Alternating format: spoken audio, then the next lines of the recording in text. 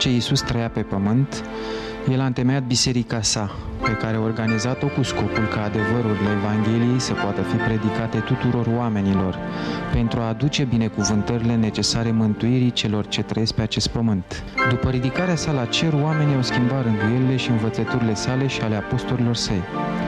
Dat fiind faptul că oamenii s-au îndepărtat de la legile lui Dumnezeu, legătura cu Dumnezeu s-a deteriorat, iar adevărata biserica sa a fost luată de pe pământ.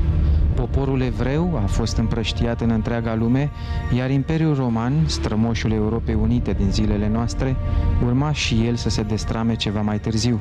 Domnul a promis că va restaura Evanghelia, ca oamenii să știe în zilele din urmă care e biserica sa cea adevărată. Dumnezeu a ales America pentru a începe restaurarea Evangheliei și înfăptuirea adevăratei biserici a lui Iisus Hristos. Sosise timpul pentru marea operă și minune de care Dumnezeu a zis că se va petrece. Este vorba de un tânăr băiat de 14 ani pe nume Joseph Smith, care a dorit să afle care dintre bisericile existente atunci era cea adevărată. El a plecat în pădure și s-a rugat la Tatăl Ceresc, întrebându-l cărei biserici să îi se alăture. Atât tatăl cât și fiul i s-au arătat tânărului Joseph, spunându-i că adevărata biserică nu mai era pe pământ. Acesta era noul început al destăinuirilor pe care le-a făcut Dumnezeu prin Joseph Smith pentru noi. În anul 1820 a venit Ioan Botezătorul pentru a-i rândui pe Joseph Smith și Oliver Cowdery. La 6 aprilie 1830, Mântuitorul a reorganizat biserica sa de pe pământ, denumind-o Biserica lui Iisus Hristos și a Sfinților zilelor din urmă. Iisus a zis că aceasta este singura biserică adevărată și vie de pe fața pământului, cu care eu, Domnul, sunt foarte mulțumit. Biserica lui Iisus Hristos și a Sfinților zilelor din urmă este o biserică creștină, legată în întregime de relatările din Noul Testament despre nașterea, viața, răstignirea și învierea lui Iisus Hristos. Ea propovăduiește că Iisus Hristos este Fiul lui Dumnezeu și Salvatorul omenirii. Biserica a crescut rapid, dar opoziția și persecuția au forțat-o să ia calea vestului. În 1844, Joseph Smith a fost asasinat de către cei care se împotriveau Sfinților zilelor din urmă. Membrii au fost alungați din orașul lor, iar casele le-au fost incendiate. Sub conducerea marelui colonizator Brigham Young, ei s-au angajat într-o călătorie de-a lungul Statelor Unite către Valea Marelui Lac Sărat, unde au clădit un oraș sub numele de Salt Lake City. Timp de un secol și jumătate, orașul Salt Lake City a fost inseparabil legat în mintea publicului de organizația religioasă care a întemeiat orașul în anul 1847. Construirea din nimic a unui oraș a însemnat muncă foarte grea, dar credincioșii au fost convinși că Dumnezeu pregătise acest loc pentru ei și că deșertul putea să înflorească. Salt Lake City este capitala statului Utah și este unul dintre cele mai frumoase orașe ale Statelor Unite, având o populație de 3,4 milioane de locuitori, iar în 2000 a fost gazda Jocurilor Olimpice de iarnă, unde, datorită muncii misionare a bisericii, a fost pentru prima dată când au existat translatori pentru fiecare limbă vorbită de către participanții Jocurilor Olimpice de iarnă de la Salt Lake City. Una dintre cele mai pregnante caracteristici a Bisericii lui Iisus Hristos este accentul pe care pune pe viața de familie. Biserica propovăduiește că principiile creștine, valorile și standardele morale pot fi cel mai bine învățate, împărtășite și exemplificate în cadrul familiei. Experiența a arătat că unitatea familiei duce la o mai mare mulțumire personală, spirituală și la un mai mare respect de sine. Familiile puternice contribuie la bunăstarea comunității și a națiunii. Profetul Gordon B. Hinckley, conducătorul mondial al Bisericii lui Iisus Hristos și a Sfinților zilelor din urmă, a fost activ în viața comunității și în lumea afacerilor, fiind președinte și membru al Consiliului de Administrație a numeroase corporații din America. În România, biserica a fost prezentă înainte de primul război mondial, existând membri ai bisericii chiar din secolul trecut, la Brașov și Timișoara, mai exact din 1899. În februarie 1990, la invitația guvernului roman, primii misionari umanitari, 8 la număr, au fost trimiși din Statele Unite în România. Pe Pentru a asigura asistență socială și medicală, misionarii umanitari ai bisericii au reprezentat unul din cele 200 de programe diferite pentru România. Observatorii locali au recunoscut mulțumiți că munca mormonilor a fost impresionantă, în mod particular pentru beneficii de lungă durată. Membrii activează în cadrul Asociației Bisericii, fiind organizați în 18 ramuri situate în 14 orașe diferite ca București, Ploiești, Brașov, Timișoara, Arad, Cluj, Deva, Hunedoara, Oradea, Sibiu, Bacău, Iași, Galați, Constanța și Pitești. În prezent, în România sunt 2312 membri, 126 de misionari slujesc voluntar în România, iar numărul total al membrilor din toată lumea este de 12,3 milioane în peste 167 de națiuni și teritorii. Vom vedea că numărul acestora va crește în continuare. Orașul Salt Lake de astăzi este o metropolă înfloritoare, care nu dă semne că și-ar încetini ritmul de dezvoltare.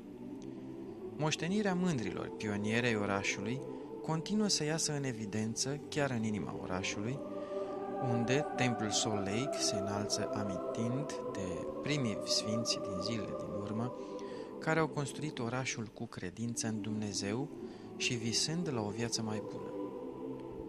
Este un loc în care, dacă mergi odată, nu poți să nu te gândești la o revenire.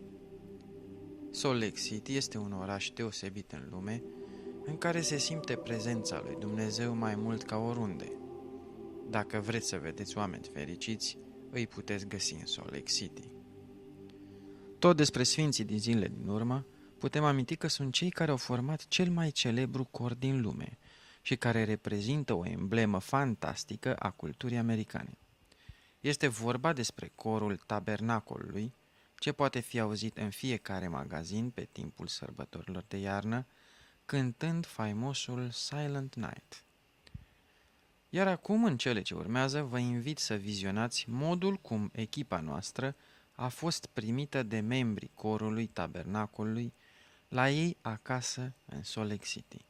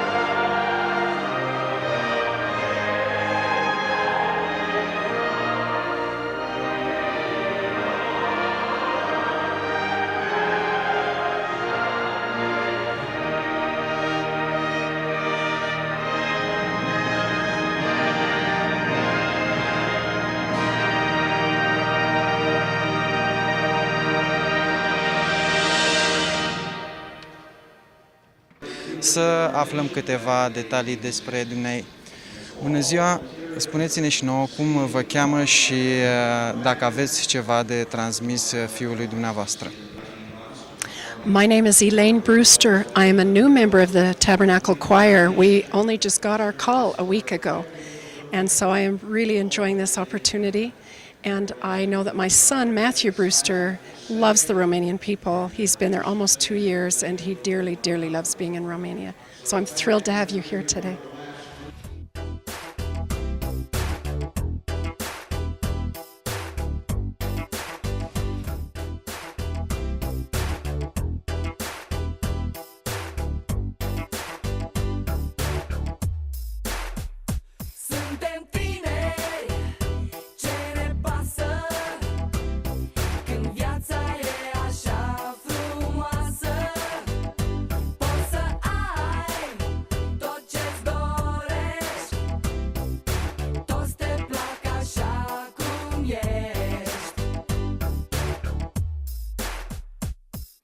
Am spus nu când a trebuit. Au încercat să mă convingă, dar n-au reușit. Am găsit drumul și nu am greșit. Poți să câștigi sau să rămâi învins. Viața e o luptă, nu te rătăci. Fii tu însuți și toți te vor iubi. Suntem tineri, ce ne pasă când viața e așa frumoasă. Poți să ai. Caroline și Darrell Weber, știu că ați fost în România pe o perioadă de aproape 2 ani, făcând o muncă misionară. Acum, după aproape încă un an, iată-ne din nou împreună, dar de această dată în statul Utah, la dumneavoastră acasă, aproape de Provo, de BYU. Ce ne puteți spune despre experiența avută după venirea din România? Daniel, it's wonderful to see you again after seeing you in Romania and now seeing you here again. In fact, it reminds me of the wonderful memories I have, the wonderful friendships I gained in Romania. When we got on the airplane to leave after serving our mission, I felt a terrible loss. We needed to come home to our family. We have a large family, and we needed to come home to them. But I knew I was leaving some of the dearest friends I will ever meet in this world.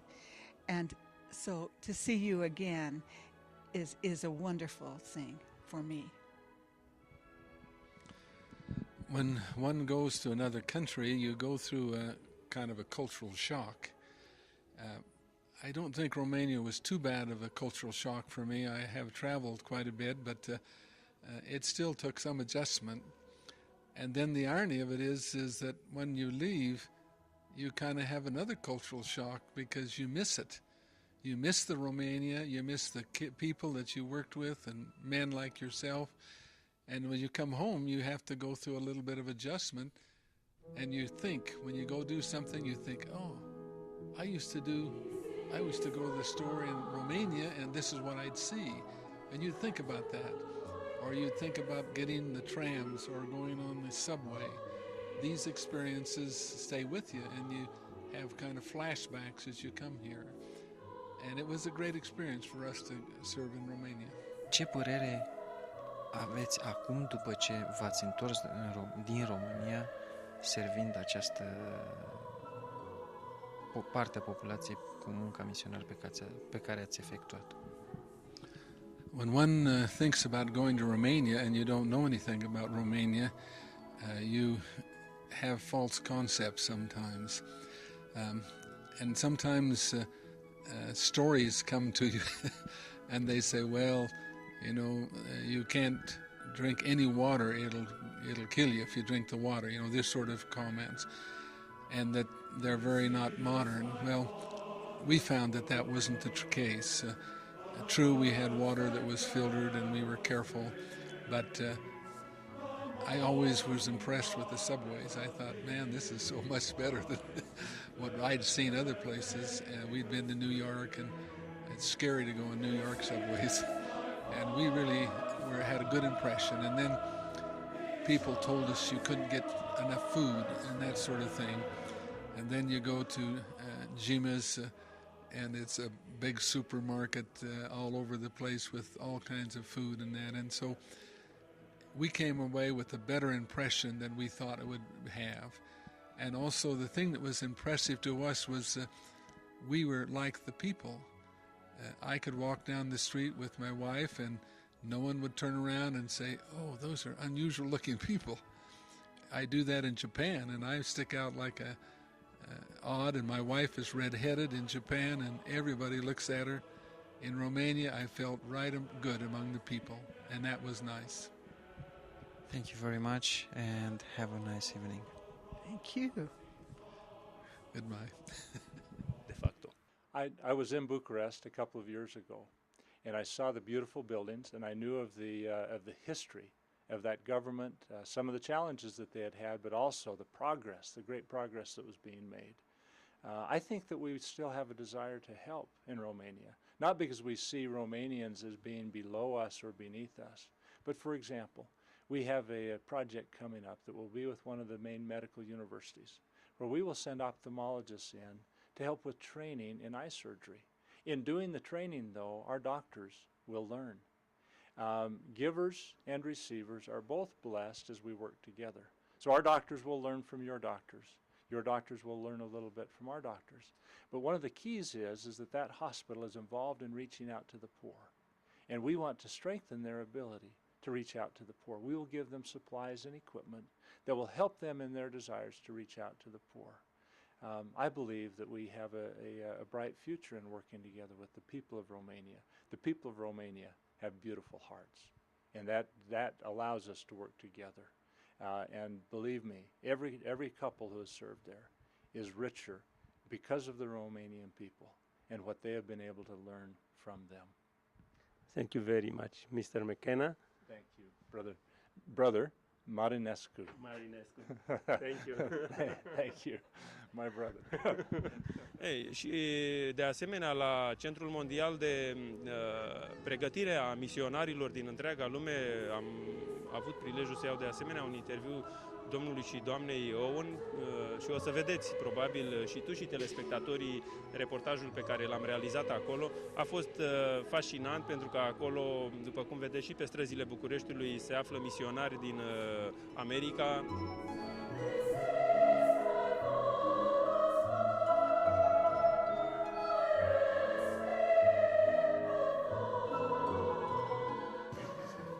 Mă numesc Sora Call, sunt din Sandy, Utah. Mă cheamă Sora Rogers, sunt din Salt Lake City, Utah. Mă numesc Sora Houston, sunt din Idaho. Mă numesc Elder Arian, sunt din Salt Lake City, Utah. Mă numesc Elder Nakin, sunt din Orem, Utah. Mă numesc Elder Tanner, sunt din Farmington, New Mexico. Mă numesc Elder Pete, sunt din San Antonio, Texas. Sunt Elder Larson, sunt din Seattle, Washington. România, venim! Foarte bine! Foarte bine!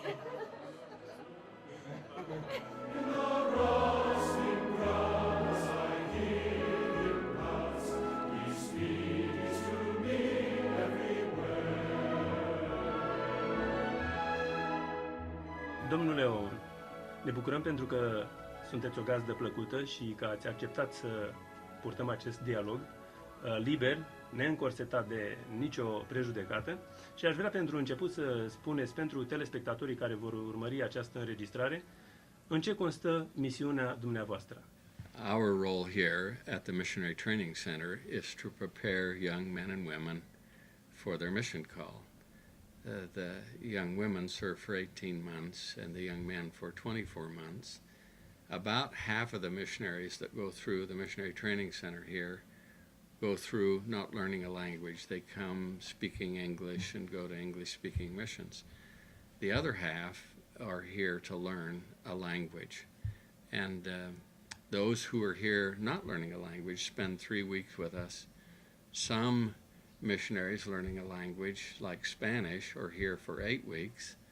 And then some missionaries learning the most difficult languages, Asian languages, some of the languages from the former Eastern Bloc, from that part of the world, are here for 12 weeks with us while they learn a language. And so our role is to help prepare them, help them with the language, help them with their gospel knowledge and study so they can strengthen their ability to teach, and then we send them all over the world. 337 missions around the world where they go. Pentru că alături de noi se află și doamna Owen, soția domnului președinte, aș dori să o întreb și pe domnia sa, cum percepe domnia sa relația România-America? So many of our missionaries here at the MTC are anxious to take the message of the restored gospel to the world. And so we have a lot of interaction with BYU in that we hire return missionaries that have been to different countries. Like your country, Romania, we have missionaries that have gone from there or to there, and so they have a knowledge of your people, their culture, and their needs. And so we have missionaries who work here at the MTC as translators and do teaching. They teach our missionaries languages, and then from the missionaries that have come back from their missions. So it's two separate entities really, but we have a background of missionaries that train other missionaries that are going to your country. We love people of all cultures, and I think it's important. We have a belief in our church that Pentru că timpul interviului nostru s-a apropiat de sfârșit, nu aș vrea să închei înainte de a vă mulțumi pentru amabilitatea pe care ați avut-o de a ne fi gazde foarte plăcute, și aș vrea să am credința că într-o zi ne vom întâlni și în România, iar în încheiere aș dori să transmite și pentru poporul român, acolo unde foarte mulți misionari de aici sosesc în misiune, un cuvânt de încheiere. Eu vă mulțumesc anticipat. Thank you. It's been nice to have you here and to meet you and your staff, and we have been grateful for this opportunity to explain a little bit about what we do here. We have a great love for your people, even though we haven't met them. Someday, my wife and I hope to travel to that part of the world and meet your people and see your country, and we're grateful to have you here as our guests, and hope you have a good experience while you're here. Thank you. Thank you. Thanks to you. Thank you. Nice to have this kind of an experience with you. It really is. I think the church, for most of its members, represents a way of life that involves deep faith in Jesus Christ and a desire to follow his teachings, to live life the way he would like us to live life, and to meet the requirements that he has given us in order to fulfill our purpose in being here on earth and to return to live again with him and with our Father in heaven in the future life, the next life that we await. So it's a system of belief, and it's a very happy way of life. That's what it means to me. There are a lot of religions in the world, Christian religions and non-Christian religions. For us, as members of the Church of Jesus Christ of Latter-day Saints, the starting point is believing in Christ. Even the name of the church suggests our belief. It's the Church of Jesus Christ. And we believe that belief in Christ and compliance with His gospel, with the requirements of His gospel, we believe that's essential to attain salvation in this life. So we do have that much in common with the rest of Christianity. We believe in Christ. But Christianity, in a way, could be broken down into several parts. There's the Orthodox part, the eastern part of Christianity, and the Roman Catholic part, which would be the western part of Christianity. And both of those divisions of Christianity believe that they came from the time of Christ, when He was here on earth and founded a church and started Christianity as we know it today. Where we differ with those two major branches of Christianity is that we believe that the church that Christ started when He was here on earth was lost from the earth. We call that a period of apostasy, or falling away. And we believe that as good as the Reformers were, the group of people that we call the Protestants, who protested against the Catholic and Orthodox churches of the time, that they weren't successful in bringing back the complete truth of Christianity. And so the major difference between our church and all other Christian churches is that we believe there has been a restoration of the original gospel of Jesus Christ through the prophet Joseph Smith. This occurred in the year 1820 here in the United States of America, when Joseph Smith was a young man seeking to join a church and wondering which of all the Christian churches was the true church. It's always been interesting to me that he thought there was a true church and was seeking to join that church. His search led him to pray to God, and we believe as members of the Church of Jesus Christ that God and His Son Jesus Christ appeared to Joseph Smith. And at that time he asked them which of all the churches he should join, and he was told none of them, that none of them possessed a fullness of the truth. And we believe that through Joseph Smith, God has restored the gospel of Jesus Christ as it existed at Christ's time, with the same authority, the same teachings, the same organization. And that explains the full name of the Church of Jesus Christ of Latter-day Saints, because in New Testament times, the members of the church were known as saints. Paul, for instance, wrote his letters to the saints at Corinth or the saints at Ephesus. And to distinguish ourselves from that original church, the church today is known as the Church of Jesus Christ of Latter-day Saints. Well, as you know, the church is truly an international church.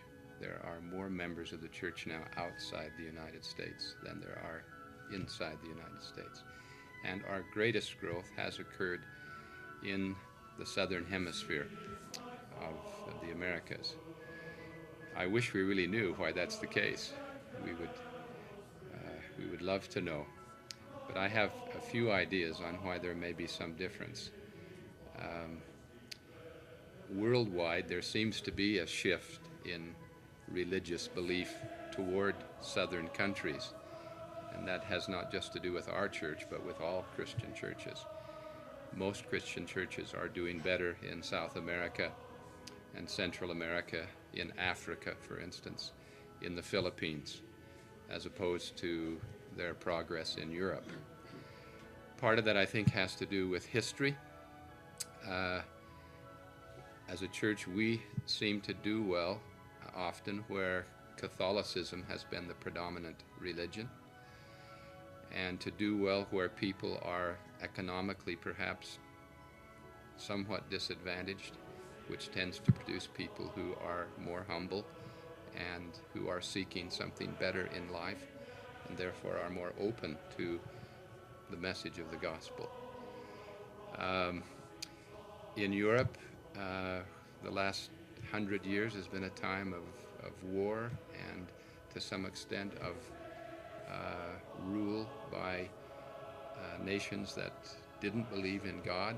There has been a decline in faith, not just in God, but also in Jesus Christ and in a life after this life, so that the soil in which we can plant the gospel isn't as fertile in Europe. There's more skepticism there, more secularism there than there is in Latin America or the Philippines or Africa, where our church is doing relatively very well. I mentioned a moment ago that we believe that our church is a restoration or a bringing back of the original Church of Jesus Christ. One of the things that the original church possessed was the power that Christ gave to Peter. In the 16th chapter of Matthew, it says, "Whatsoever ye bind on earth will be bound in heaven." And we believe that this power to bind or to seal has to do with a couple being married in the church today. So when we begin our married life, we begin it with an idea of permanence. We are married for time and for all eternity, not just until death does us part.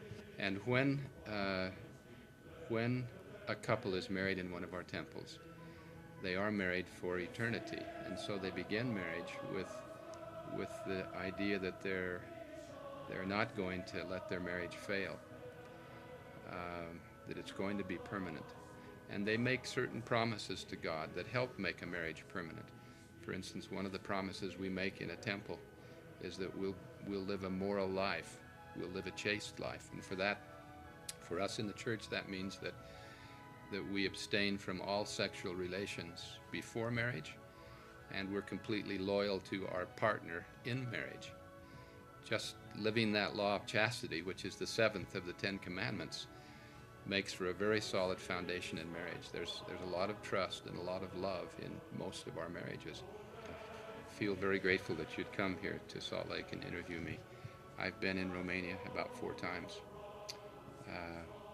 Was most recently there when President Bush visited and announced the entry of Romania into NATO. I have a deep love for your country. It's beautiful, and the people are highly intelligent and talented and passionate people.